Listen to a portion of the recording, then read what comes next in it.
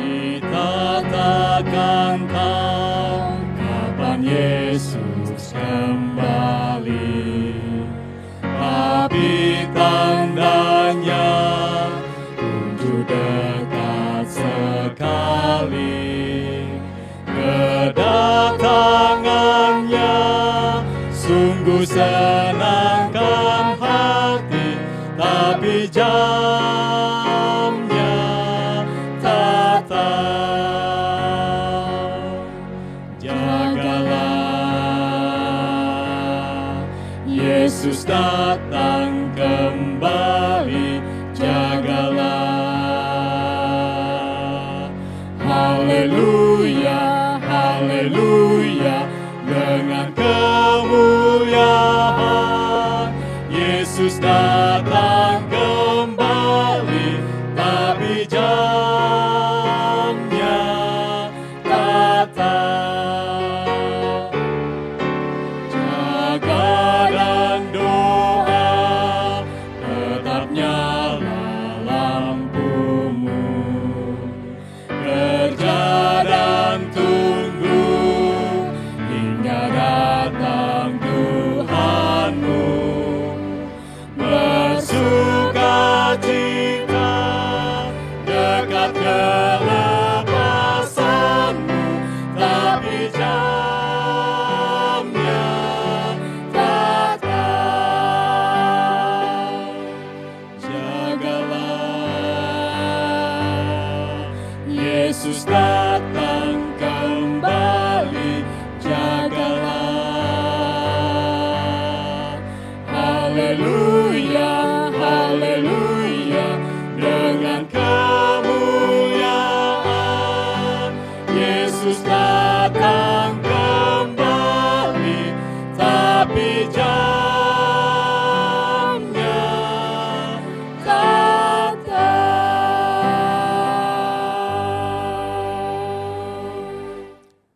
Selamat malam saudara.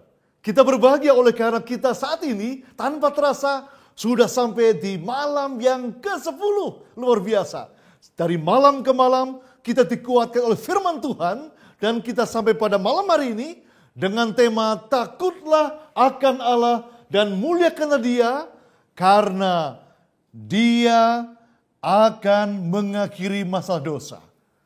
Dan hamba Tuhan, Pendeta Michael Lapasian akan menyampaikan pekabaran pada malam hari ini. Dan jangan lupa bahwa acara kita ini dapat saudara saksikan melalui YouTube ataupun Facebook dengan akun Advent KJKT. Dan bila ada pergumulan doa, sampaikan kepada kami.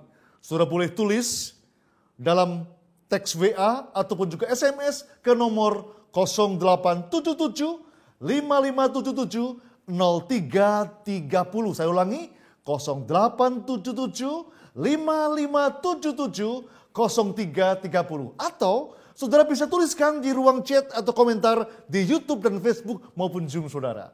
Dan saudara, setiap pergumulan yang saudara sampaikan akan ada tim doa yang akan mendoakan secara offline akan segala pergumulan doa saudara. Dan kita percaya Tuhan akan mendengarkan doa umat-umatnya.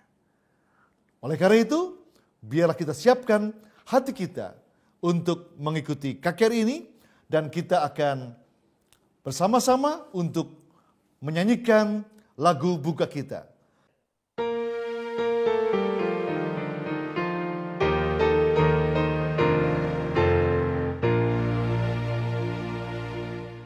Kita hidup sekarang ini dalam waktu yang genting.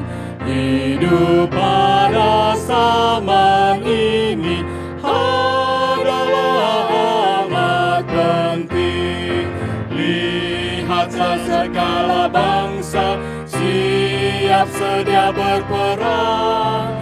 Mari dengarlah suara seluruh alam bergoncang. Kristen bangun dan bersiap, masuklah ke medan perang. Pakailah senjata lengkap, musuhmu mau menyerang. Pakai sirah kebenaran, pegang pedang Roh Suci, angkat perisai Injil Tuhan, majulah dengan berani. Banyak musuhmu yang jahat mengelilingi dirimu, tentaranya amat hebat mau melawan Tuhanmu. Tentara itu sudah siaga untuk perang penghabisan. Kristen bangun dan berjaga dan teruslah bertahan. Setan penghulu kegelapan amat giat dan berat, karena sudah dikalahkan oleh Yesus dalam perang. Dia sadar yang waktunya sekarang sangat singkatlah. Kerajaan dunia segera diserahkan pada Yesus.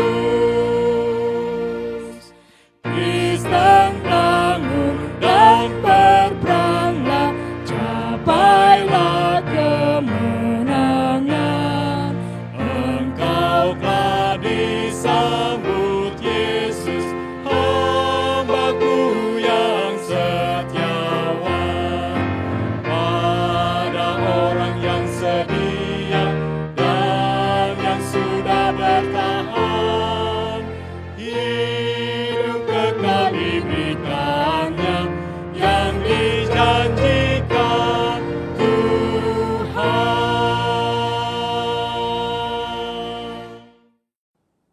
Baiklah, kita bersatu dalam doa. Ya Tuhan Allah Bapa kami di surga, terima kasih Tuhan memberkati kami sampai pada malam yang ke-10 dalam rangkaian KKR Online Gereja Mahasiswa Advent ke-7 Konferen Jakarta Timur. Kiranya Tuhan memberkati hamba Tuhan, Pendeta Maiki Lapasiang, untuk membentangkan kebenaran Tuhan dan firman Tuhan dengan Roh Kudus Tuhan yang Tuhan curahkan bagi hamba-Mu ini akan berlipat kali ganda, memberikan kekuatan bagi kami untuk menjamah hati kami sehingga kami boleh mengambil keputusan untuk mengikut Tuhan. Oleh karena Tuhan sudah mengakhiri dosa kami, Tuhan menebus kami dan Engkau akan memberikan pertolongan dalam setiap kehidupan kami. Terima kasih Tuhan, memberkati semua yang mengambil bagian, baik doa, lagu pujian, dan apapun yang kami lakukan sepanjang KKR ini. Tuhan berkati semuanya. Biar nama Tuhan dipuji dan muliakan dan memberkati semua para pemirsa untuk boleh dengan setia mengikuti acara ini dan nama Tuhan dipuji dan dimuliakan. Terima kasih Bapa, ampun dosa kami yang banyak. Dalam nama Tuhan Yesus kami berdoa. Amin. Baiklah, kita akan mendengarkan lagu pujian yang sudah disiapkan oleh Quartet Sound of Several, SOS, lagu yang boleh mengangkat hati kita kepada Tuhan.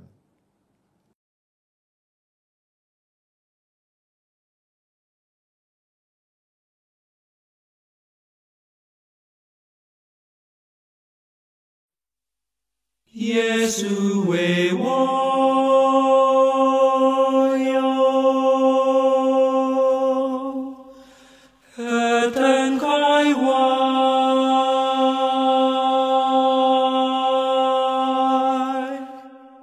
我竟得欣赏主神圣光照。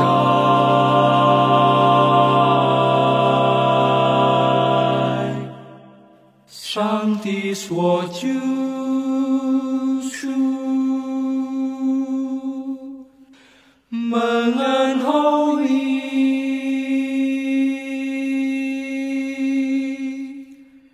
圣灵所重生，主舍细胞。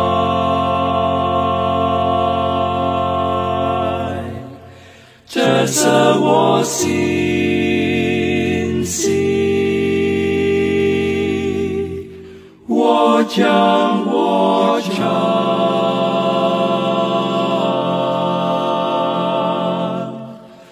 赞美我主，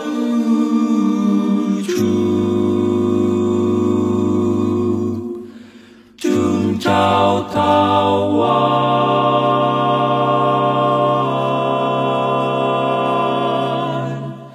这是我心息，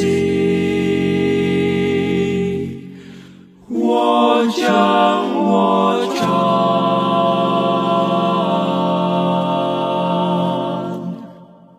赞美我主，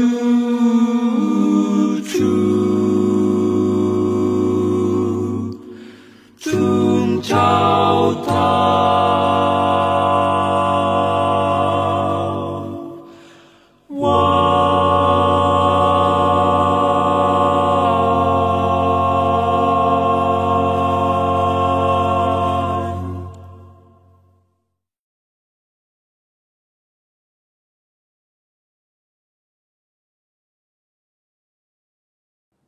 Memasuki waktunya untuk belajar firman Tuhan. Marilah kita sebelumnya bersama-sama menyanyikan lagu tema kita, Angkat Nafiri.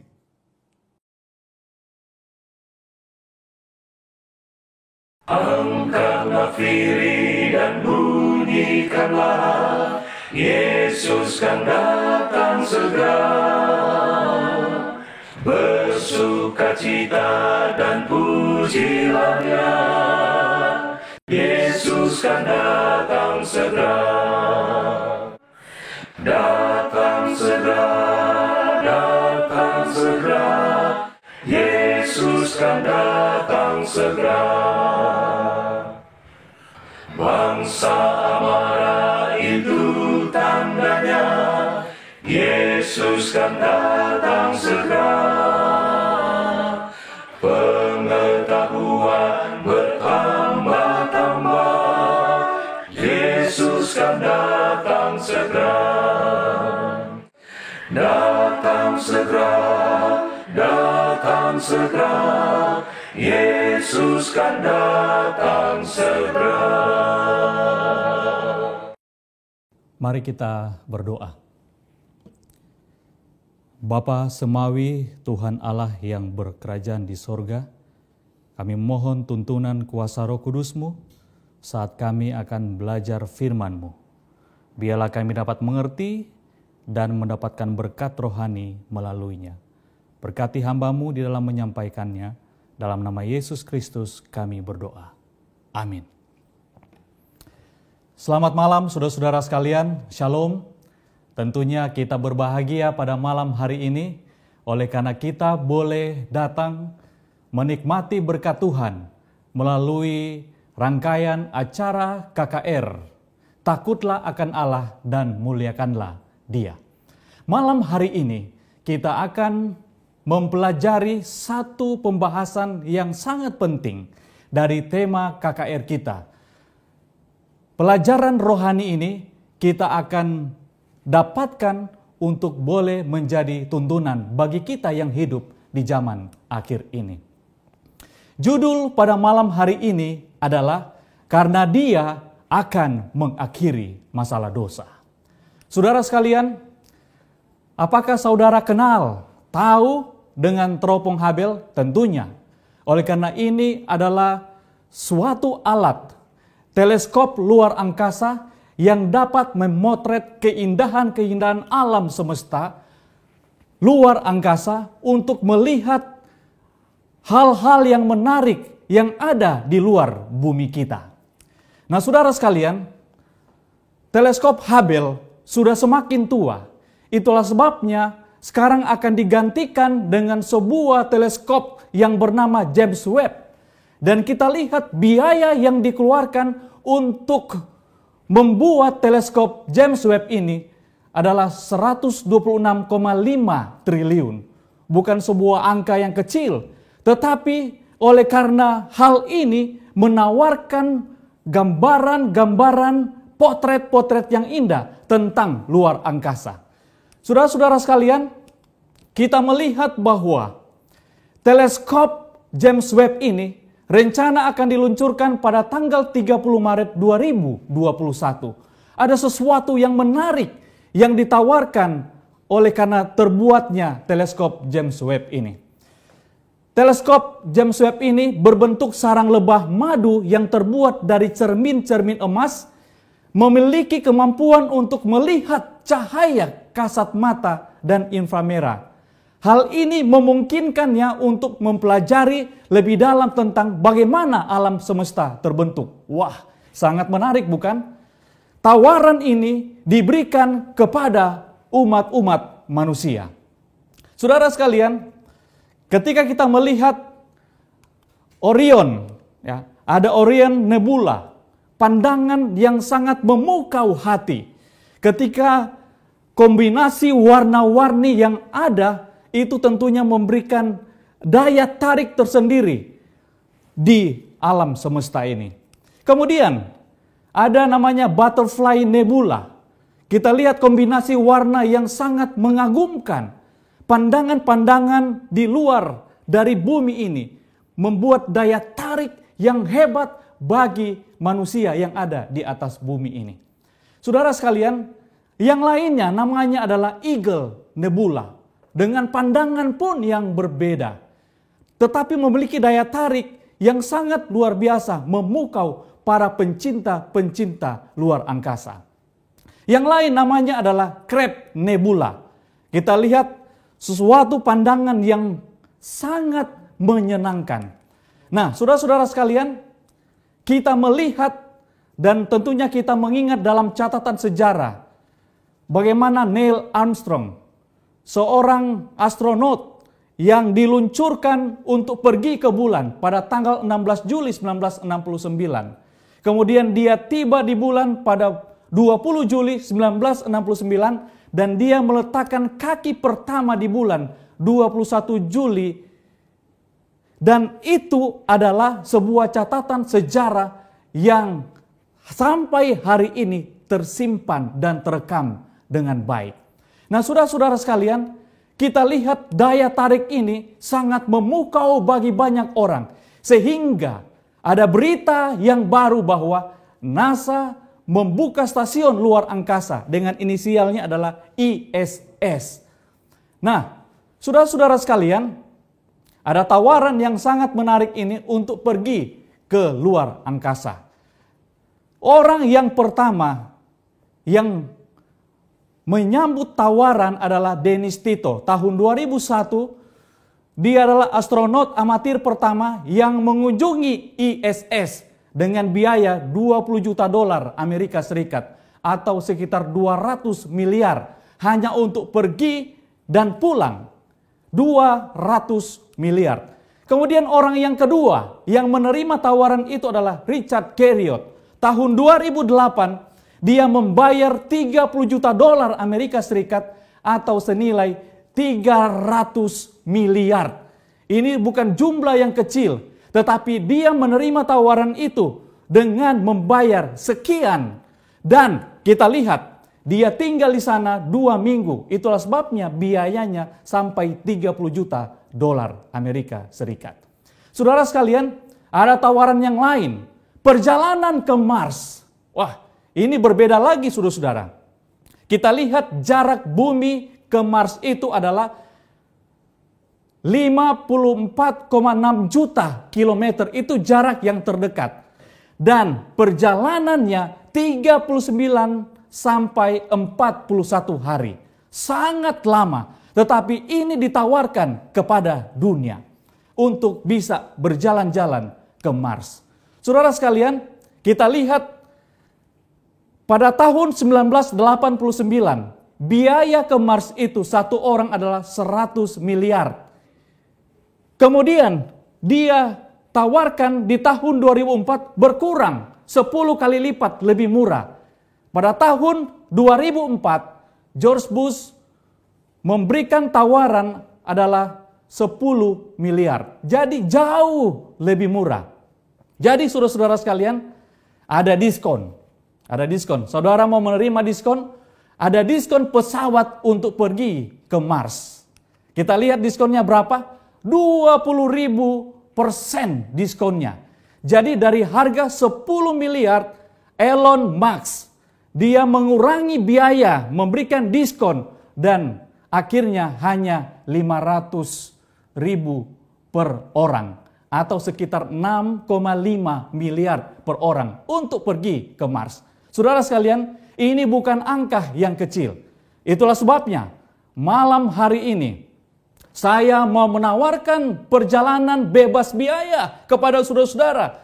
Suatu perjalanan yang menyenangkan, menyusuri ruang angkasa. Seperti yang terlihat di bagian awal tadi, bahwa kita ditawarkan dengan sebuah perjalanan yang bebas biaya, tanpa mengeluarkan 1 sen pun untuk mengadakan perjalanan, menyusuri luar angkasa, bahkan sampai tiba di dalam sorga. Perjalanan yang menyenangkan ini, itulah yang ditawarkan oleh Yesus bagi saudara dan saya. Saudara sekalian, perjalanan ini memakan 7 hari. Wahyu pasal 8 ayat 1 menyatakan di sana bahwa perjalanan ini sejak Yesus datang ke dunia ini, kemudian dia membawa kita masuk sorga. Wahyu pasal 8 ayat 1 berbicara bahwa perjalanan itu memakan 7 hari. Dan ketika anak domba itu membuka meterai yang ke-7, maka sunyi senyaplah di sorga kira-kira setengah jam lamanya. Kita lihat saudara-saudara, mengapa sunyi senyap di sorga? Matius 25 berbicara tentang hal ini. Apabila anak manusia datang dalam kemuliaannya dan semua malaikat bersama-sama dengan dia, maka ia akan bersemayam di atas tahta kemuliaannya. Saudara sekalian, sekarang kita tahu bahwa kenapa terjadi sunyi senyap di sorga. Oleh karena seluruh malaikat datang bersama dengan Yesus Kristus ke dunia ini untuk menjemput kita, membawa kita, menyusuri luar angkasa. Bahkan kita akan masuk ke dalam kerajaan sorga. Pertanyaan yang berikut, kenapa sunyi senyap di sorga setengah jam? Setengah jam dalam prinsip nubuatan 1 hari sama dengan 1 tahun. 1 tahun bagi manusia adalah 1 hari bagi Tuhan. Kalau begitu dalam nubuatan ini kita menggunakan hitungan 360 hari per tahun. Dan bagi Tuhan berarti 24 jam. Jadi kalau setengah jam bagi Tuhan berarti itu adalah 7 hari bagi manusia. Itulah sebabnya perjalanan Yesus dari sorga bersama dengan malaikat-malaikat datang menjemput umat-umat tebusannya. Kemudian kembali mengadakan perjalanan ke sorga. Sungguh indah. 7 hari perjalanan menyenangkan bagi kita. Menyusuri angkasa bahkan sampai kita tiba di surga. Saudara sekalian, perjalanan itu memakan 7 hari sampai kita menuju di laut kaca, yaitu di dalam kerajaan sorga. Awan tebal yang gelap akan muncul dan bertabrakan satu dengan yang lain. Langit akan tergulung seperti kertas, kemudian kita dapat memandang tembus melalui lubang terbuka pada Orion, dari mana terdengar suara Allah. Kota kudus itu akan turun melalui lubang yang terbuka itu. Saudara sekalian, sebuah perjalanan yang menyenangkan bagi umat-umat tebusan. Sebuah tawaran yang tanpa biaya. Ketika kita menerima Dia sebagai juru selamat, maka kita akan menikmati kekekalan. Kita akan mengadakan perjalanan dari dunia ini menuju laut kaca. Sorga yang Tuhan janjikan kepada kita. Saudara sekalian, namun sebelumnya, mari kita akan melihat peristiwa-peristiwa yang terjadi, bagaimana Tuhan murka terhadap orang-orang yang terus-menerus berbuat dosa. Kita datang kepada Nuh. Kejadian 6 ayat 13 mencatat tentang peristiwa ini. Berfirmanlah Allah kepada Nuh, Aku telah memutuskan untuk mengakhiri hidup segala makhluk. Sebab bumi telah penuh dengan kekerasan oleh mereka. Jadi aku akan memusnahkan mereka bersama-sama dengan bumi. Saudara sekalian, pada zaman Nuh, dosa manusia sangat hebat. Penuh dengan kekerasan. Itulah sebabnya Tuhan murka kepada orang-orang yang hidup di zaman Nuh. Mereka terus bertumbuh di dalam dosa. Dan akhirnya mereka matang di dalam dosa. Dan Tuhan akan mengakhiri masalah dosa pada zaman Nuh dengan terjadi air bah. Saudara sekalian, Nuh berkhotbah, tidak ada yang mendengar. Bagaimana dengan Sodom dan Gomora? Sebuah pekabaran yang disampaikan pada Sodom dan Gomora. 2 kota ini Tuhan amarkan supaya mereka bertobat dari dosa mereka. 13 ayat 13. Adapun orang Sodom sangat jahat dan berdosa terhadap Tuhan. Kita lihat saudara-saudara, ada 3 dosa Sodom. Yang pertama adalah dosa seksual. Kemudian yang kedua adalah kejahatan, syarat dengan kejahatan. Mereka hanya hidup di dalam kejahatan. Dan yang ketiga, mereka hanya berpikir materialistik.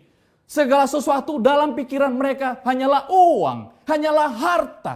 Mengumpulkan harta sebanyak-banyaknya tanpa memikirkan harta sorgawi. 3 dosa ini yang dimiliki oleh Sodom dan Gomora. Sehingga Tuhan murka dan membinasakan kota Sodom dan Gomora. Kejadian 19 ayat 24 dan 25. Kemudian Tuhan menurunkan hujan belerang dan api. Ditunggang balikannya lah kota-kota itu. Saudara sekalian, kenapa? Karena mereka telah matang di dalam dosa. Dan Tuhan mau mengakhiri kota itu. Karena mereka telah matang di dalam dosa. Dan Tuhan benci dengan dosa. Walaupun Tuhan mengasihi orang berdosa, tetapi Tuhan sangat membenci dosa itu. Itulah sebabnya Sodom dan Gomora dibinasakan oleh karena mereka telah matang di dalam dosa. Tuhan mengakhiri dosa di Sodom dan Gomora. Bagaimana di Yerusalem, saudara-saudara? Yerusalem mendapatkan amaran oleh karena mereka melakukan hal-hal keji di dalam bait Tuhan. Yeskiel 8 ayat 1 sampai 18, saudara boleh baca di rumah, berbicara tentang dosa, tentang kekejian yang dilakukan oleh orang-orang yang ada di Yerusalem. Dan Tuhan murka kepada mereka. Saudara sekalian, di dalam Yeskiel 9 ayat 4 sampai 6. Di sana berbicara tentang Tuhan murka kepada mereka. Firman Tuhan kepadanya, berjalanlah dari tengah-tengah kota, yaitu Yerusalem, dan tulislah huruf T pada dahi orang-orang yang berkeluh kesah karena segala perbuatan-perbuatan keji yang dilakukan di sana. Dan kepada yang lain, aku mendengar dia berfirman, ikutilah dia dari belakang melalui kota itu dan pukullah sampai mati. Kita lihat Tuhan memerintahkan, janganlah merasa sayang dan jangan kenal belas kasihan. Tetapi semua orang yang ditandai dengan huruf T itu jangan singgung, kata Tuhan. Mereka adalah umatku. Mereka adalah umat yang setia. Jangan dimusnahkan mereka. Mereka telah ditandai. Mereka telah dimeteraikan. Tidak perlu dibinasakan mereka. Karena mereka adalah orang-orang yang matang di dalam kebenaran. Saudara-saudara sekalian, dan mulailah dari tempat kudusku, kata Tuhan. Lalu mereka mulai dengan tua-tua yang berada di hadapan bait suci. Kita lihat saudara-saudara, Tuhan memberikan penghukuman bagi orang-orang yang ada di Yerusalem. Mereka yang ada di bait suci. Oleh karena mereka telah matang di dalam dosa. Tetapi ada umat yang lain yang setia, Tuhan menandai dengan huruf T. Huruf T itu adalah Tau. Itu adalah lambang dari salib Yesus Kristus. Jadi hanya mereka yang menerima Yesus Kristus bebas dari malapetaka yang diberikan oleh Tuhan. Bagaimana dengan zaman kita, saudara-saudara? Bagi saudara dan saya, kalau tadi berbicara tentang zaman-zaman sebelumnya, bagaimana dengan kita yang hidup di zaman ini menjelang Yesus datang? Apa yang harus kita lakukan? Kita lihat saudara-saudara, ada 3 tahap penghakiman. Yang pertama adalah penghakiman pemeriksaan sebelum Yesus datang. Semua diperiksa. Sebelum Yesus datang pada kali yang kedua, manusia diperiksa. Dan ini yang disebut dengan pre-advent judgment. Penghakiman sebelum datangnya Yesus Kristus. Yang kedua adalah penghakiman masa 1000 tahun di surga. Seluruh umat-umat tebusan sudah ada di surga. Dan penghakiman itu dilakukan selama 1000 tahun. Dan yang ketiga adalah penghakiman pelaksanaan. Ini adalah diperuntukkan bukan untuk umat-umat Tuhan. Tetapi ini diperuntukkan untuk setan dan pengikut-pengikutnya. Kita tidak ada di sana saudara-saudara. Kita ada di dalam kekekalan. Kematian tidak lagi akan menimpa kita. Dan tawaran itu diberikan kepada saudara malam hari ini. Di dalam Wahyu 7 ayat 2 sampai 3. Saya rindu bacakan saudara-saudara. Dan aku melihat seorang malaikat lain muncul dari tempat matahari terbit.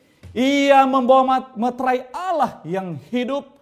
Dan ia berseru dengan suara nyaring kepada keempat malaikat yang ditugaskan untuk merusakkan bumi dan laut. Katanya, kita perhatikan kata-kata ini saudara-saudara, sebuah amaran yang disampaikan di dalam pekabaran ini. Janganlah merusakkan bumi atau laut atau pohon-pohon sebelum kami memeteraikan hamba-hamba Allah kami pada dahi mereka. Saudara sekalian, bumi ini akan dihancurkan. Bumi ini akan dirusakkan. Tetapi umat-umat Tuhan sekali lagi ditandai supaya tidak dibinasakan. Mereka harus disendirikan, mereka harus dikhususkan. Oleh karena mereka, saudara dan saya harus mewarisi kerajaan sorga. Karena kita menerima Dia sebagai Tuhan dan Juru Selamat. Di dalam Wahyu 14 ayat 7, dan ia berseru dengan suara nyaring, takutlah akan Allah dan muliakanlah Dia, karena telah tiba saat penghakimannya. Dan sembahlah Dia yang telah menjadikan langit dan bumi dan laut dan semua mata air. Saudara sekalian, panggilan ini disampaikan kepada kita. Takutlah akan Allah dan muliakanlah Dia, karena telah tiba saat penghakimannya dimulai. Kita lihat saudara, di mana dimulai? Petrus mengatakan, Tuhan berbicara kepada Petrus dalam 1 Petrus 4 ayat 17. Karena sekarang telah tiba saat penghakiman dimulai, dan pada rumah Allah sendiri yang harus pertama-tama dihakimi. Dan jika penghakiman itu dimulai pada kita, bagaimanakah kesudahannya dengan mereka yang tidak percaya pada Injil Allah? Saudara sekalian, kalau begitu, ketika penghakiman itu sudah dimulai kepada kita, maka kita harus benar-benar menyambut keselamatan dari Tuhan. Oleh karena hanya mereka yang menyambut tawaran dari Yesus yang akan bertahan pada hari penghakiman itu. Saudaraku, kita perlu singkirkan dosa. Penghakiman sudah dimulai. Kita perlu singkirkan, karena inilah menjadi penghambat keselamatan saudara dan saya. Kita perlu jauhi dosa. Kita harus benci dosa. Oleh karena ini memberikan catatan penting bahwa inilah yang akan memisahkan kita dari keselamatan. Inilah yang akan memisahkan kita dari Yesus Kristus. Itulah sebabnya kita perlu singkirkan dosa. Ibrani 12 ayat 1 dan 2. Marilah kita menanggalkan semua beban dan dosa. Perlu kita tanggalkan, perlu kita buang. Sesudah kita buang, mari kita arahkan mata kita, pandangan kita hanya kepada Yesus Kristus. Saudara sekalian, kita harus menanggalkan dosa di dalam hidup kita. Markus 4 ayat 28 sampai 29. Mari kita perhatikan baik-baik ini saudara-saudara. Bumi dengan sendirinya mengeluarkan buah, mula-mula tangkainya, lalu bulirnya, kemudian butir-butir yang penuh isinya dalam bulir itu. Apabila buah itu sudah cukup masak, orang itu segera menyabit sebab musim menuai sudah tiba. Saudara sekalian, Markus mau berbicara kepada kita tentang sebuah proses. Markus mau berbicara kepada kita sebuah tahap pertumbuhan iman saudara dan saya. Pada ujung-ujungnya adalah berbicara tentang kematangan dari iman itu, dari buah itu. Saudara-saudara sekalian, kita lihat sebuah proses yang panjang. Dalam pertumbuhan tabiat karakter kita membutuhkan waktu, dan kita harus mengarahkan pandangan kita hanya kepada Yesus. Kita tanggalkan dosa, arahkan mata kita memandang kepada Yesus, maka kita akan mengalami pertumbuhan rohani dari waktu ke waktu. Dan pada akhirnya kita siap untuk dituai karena kita telah matang di dalam kebenaran. Saudara sekalian, Wahyu 14 ayat 14 sampai 6 berbicara tentang hal ini. Dan aku melihat sesungguhnya ada suatu awan putih, dan di atas awan itu duduk seorang anak manusia dengan sebuah mahkota emas di atas kepalanya dan sebilas sabit tajam di tangannya. Maka keluarlah seorang malaikat lain dari bait suci, dan ia berseru dengan suara nyaring kepada dia yang duduk di atas awan itu. Ayunkanlah sabitmu itu dan tuailah, karena sudah tiba saatnya untuk menuai. Sudah matang tuaian itu. sudah matang di dalam kebenaran, harus segera ayunkan sabitmu dan tuailah, karena umat-umatku telah matang di dalam kebenaran. Kita perhatikan saudara-saudara, dan ia yang duduk di atas awan itu mengayunkan sabitnya ke atas bumi, dan bumi pun dituailah. Ini bagian yang pertama. Yang kedua, mari kita perhatikan. Wahyu 14 ayat 18 sampai 20. Kita perhatikan kalimat-kalimat di sini sangat signifikan berbeda.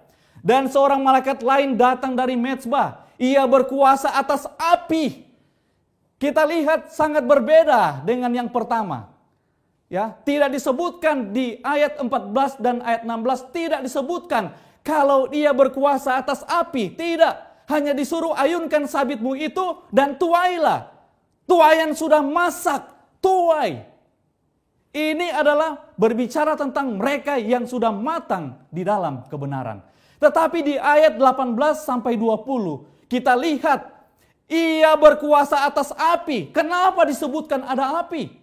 Dan ia berseru dengan suara nyaring kepada malaikat yang memegang sabit tajam itu, katanya, ayunkanlah sabitmu yang tajam itu. Kita lihat kalau di bagian yang pertama tidak disebutkan sabitmu yang tajam. Tidak disebutkan tentang berkuasa atas api. Tidak. Kita lihat, ayunkanlah sabitmu yang tajam itu dan potonglah buah-buah pohon anggur di bumi, karena buahnya sudah masak. Di bagian yang pertama tidak disebutkan potonglah, saudara-saudara. Tidak disebutkan tentang berkuasa atas api. Tidak berbicara tentang sabitmu yang tajam. Berarti ini berbicara tentang pembinasaan. Lalu malaikat itu mengayunkan sabitnya ke atas bumi dan memotong buah pohon anggur di bumi dan melemparkannya ke dalam kilangan besar, yaitu murka Allah. Dan kita lihat dari buah-buah anggur itu dikilang di luar kota, dan dari kilangan itu mengalir darah. Saudara sekalian, berarti ini adalah dua tuaian yang berbeda. Yang pertama adalah dituai untuk diselamatkan, untuk dibawa masuk ke dalam kerajaan sorga. Tetapi tuaian yang kedua adalah untuk dibinasakan. Ada api yang akan membinasakan. Sabit yang tajam akan memotong. Kemudian dilemparkan ke dalam kilangan yang besar. Yaitu murka Allah. Saudara sekalian, Wahyu mau berbicara. Yohanes mau berbicara kepada kita. Tuhan mengilhami Yohanes bahwa di dunia ini hanya ada dua macam manusia. Yang pertama adalah mereka yang matang di dalam dosa, dan yang kedua adalah saudara dan saya yang matang di dalam kebenaran dan dituai oleh Tuhan untuk masuk ke dalam kerajaan sorga. Saudara-saudara sekalian, Wahyu 14 ayat 14 sampai 20 berbicara tentang dua macam tuaian. Tuaian yang pertama adalah Xeraino, mereka yang matang dalam kebenaran. Sementara tuaian yang kedua, Akmaso, adalah mereka yang matang di dalam dosa. Di golongan manakah kita? Kita harus memilih. Kita berada di golongan yang pertama. Tuaian yang akan dituai untuk masuk di dalam kerajaan sorga. Oleh karena kita matang di dalam kebenaran Yesus Kristus. Berbicara tentang matang, saudara-saudara. Yakobus pun berbicara tentang hal ini. Yakobus 1 ayat 3 dan 4 berbicara tentang buah yang matang. Dan buah yang matang ini adalah mereka utuh, tidak kekurangan apapun. Mereka yang matang di dalam kebenaran Tuhan. Mereka yang hidup benar di hadapan Tuhan. Mereka yang terus bertumbuh di dalam Yesus Kristus. Dan mereka, saudara dan saya, kita akan diberikan upah hidup yang kekal di dalam kerajaan sorga. Sementara Yakobus 1 ayat 14 sampai 15. Kita lihat, tetapi tiap-tiap orang dicobai oleh keinginannya sendiri, karena ia diseret dan dipikat olehnya. Dan apabila keinginan itu telah dibuahi, ia melahirkan dosa. Dan apabila dosa itu sudah matang, ia melahirkan maut. Saudara sekalian, dalam Yakobus 1 ayat 3 dan 4 berbicara tentang kita utuh tanpa kekurangan apapun. Oleh karena kita hidup di dalam kebenaran Tuhan. Sementara ayat 14 dan ayat 15 berbicara tentang mereka yang telah matang di dalam dosa. Dan mereka yang matang di dalam dosa akan melahirkan maut. Kematian yang kekal akan menjadi bahagian mereka. Saudara sekalian, saya mengajak untuk kita semua, kita harus matang di dalam Tuhan. Ketika Tuhan datang mau mengakhiri dunia ini, mengakhiri dosa di dunia ini, maka saudara dan saya didapati kita matang di dalam Tuhan. Bukan matang di dalam dosa. Wahyu 16 berbicara tentang 7 malapetaka. 7 malapetaka ini adalah rentetan peristiwa menjelang datangnya Yesus. Yesus datang untuk menjemput umat manusia, umat tebusannya. Sementara ada rentetan-rentetan peristiwa yang menandai datangnya Yesus. Di antaranya adalah 7 malapetaka terakhir. Wahyu 16 ayat 1. Dan aku mendengar suara yang nyaring dari dalam bait suci berkata kepada ke-7 malaikat itu, pergilah dan tumpahkanlah ke-7 cawan murka Allah itu ke atas bumi. Mengerikan saudara-saudara, Tuhan memerintahkan untuk tumpahkan ke-7 cawan murka Allah di atas bumi. Di mana? Di bumi kita ini. Bumi ini akan diakhiri saudara-saudara. Dosa harus dihentikan. Dan Tuhan menyuruh untuk melakukan hal ini. Wahyu 16 ayat 2. Maka pergilah malaikat yang pertama mendengar perintah. Dia pergi, kemudian dia menumpahkan cawannya ke atas bumi kita. Maka timbullah bisul yang jahat, yang berbahaya. Saudara sekalian, malaikat datang menumpahkan cawan di atas bumi ini. Dan orang-orang yang matang di dalam dosa dipenuhi dengan malapetaka ini. Yang kedua, Wahyu 16 ayat 3. Dan malaikat yang kedua menumpahkan cawannya ke atas laut. Maka airnya menjadi darah. Kita lihat malapetaka yang kedua. Tuhan menyuruh malaikat kedua untuk menumpahkan cawan ke atas laut. Maka semua air menjadi darah. Wahyu 16 ayat 4. Dan malaikat yang ketiga menumpahkan cawannya atas sungai-sungai dan mata air. Dan semua menjadi darah. Saudara-saudara sekalian, rentetan-rentetan peristiwa ini adalah sebuah waktu yang genting menjelang datangnya Yesus. Bagi orang-orang yang matang di dalam dosa penuh dengan ketakutan. Tetapi bagi saudara dan saya yang bertumbuh di dalam Yesus, tidak ada rasa takut. Oleh karena kita telah ditandai oleh Tuhan. Yang keempat, Wahyu 16 ayat 8 sampai 9. Dan malaikat yang keempat menumpahkan cawannya ke atas matahari. Dan kepadanya diberi kuasa untuk menghanguskan manusia dengan api. Mengerikan saudara-saudara, sebuah hal yang terjadi di atas dunia ini. Tetapi saudara dan saya tetap aman dalam lengannya. Karena kita dilindungi oleh Tuhan. Yang kelima, saudara-saudara, Wahyu 16 ayat 10 sampai 11. Dan malaikat yang kelima menumpahkan cawannya ke atas takhta binatang itu. Dan kerajaannya menjadi gelap. Saudara sekalian, tidak lagi kerajaan yang berkuasa di dunia ini. Semuanya akan dimusnahkan, menjadi gelap. Oleh karena Yesus segera datang. Membinasakan dunia ini dan segala yang ada di atasnya. Tetapi Yesus katakan, umatku akan diselamatkan. Yang keenam, Wahyu 16 ayat 12. Dan malaikat yang keenam menumpahkan cawannya ke atas sungai yang besar. Sungai Efrat, lalu keringlah airnya. Saudara-saudara sekalian, kita lihat bahwa sebuah pekabaran yang disampaikan oleh Tuhan melalui Yohanes bahwa kita perlu hidup benar di hadapan Tuhan. Malaikat yang ketujuh, dia katakan sudah terlaksana.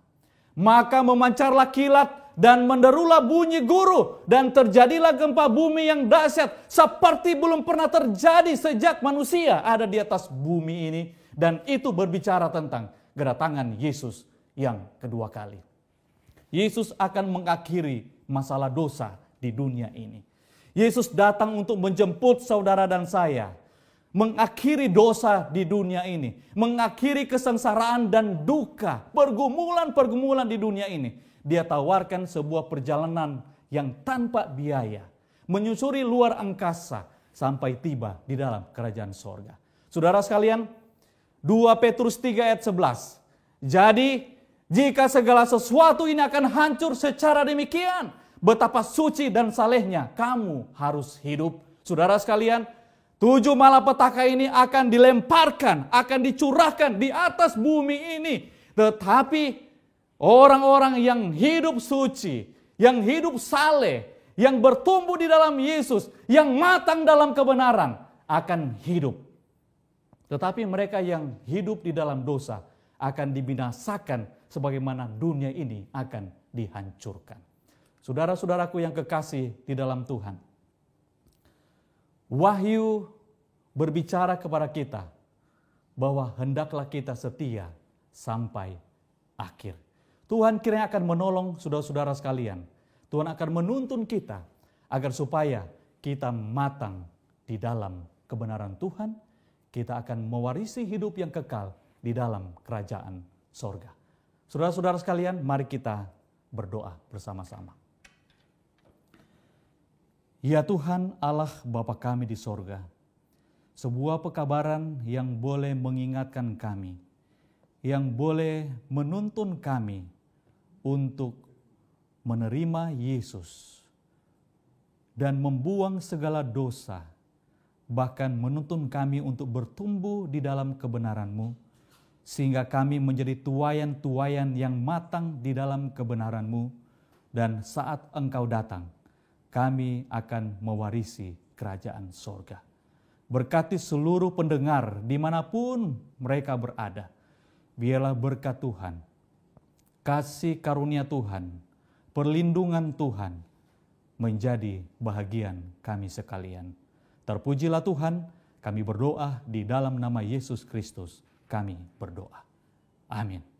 Tuhan memberkati kita sekalian. Amin.